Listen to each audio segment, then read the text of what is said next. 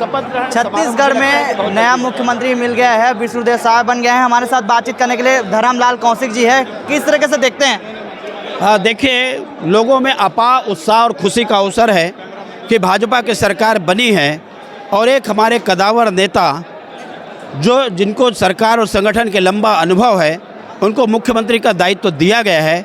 मैं विष्णुदेव साय जी को बहुत बधाई देता हूं और मैं उम्मीद करता हूं कि लोगों को हमने जो वादा किया है उस वादा को निभाने में वो सफल होंगे और हम उनके साथ में खड़े हुए हैं। विधायक दल के बैठक में और किन किन किन नामों का नाम चर्चा आया? एक नाम डॉक्टर रमन सिंह के द्वारा प्रस्तावित किया गया, सर्वसम्मति से उसका अनुमोदन किया गया और सर्वसम्मति के हमारे मुख्यमंत्री विष्णुदेव साय जी हैं। क्या लगता है आदिवासी को साधने के लिए बनाया गया? आदिवासी समाज हमारे से पहले है। आप देखें, 3 बार सरकार बनी थी, तब भी आदिवासी समाज हमारे साथ थे।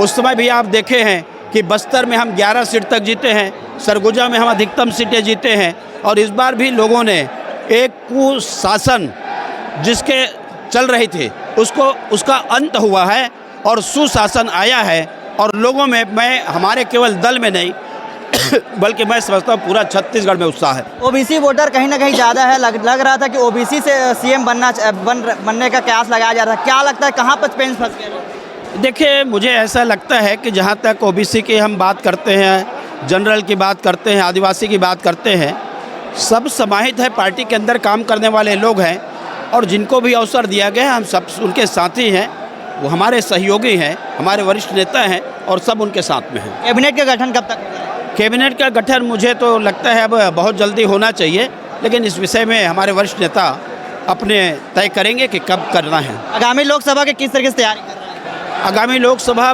11 के 11 लोकसभा हम लोग जीतेंगे। ये थे धर्मलाल कौशिक, जिनका साफ तौर से कहना है कि जो आदिवासी चेहरा है उसको बनाया गया है, कहीं ना कहीं जो है महत्वपूर्ण है।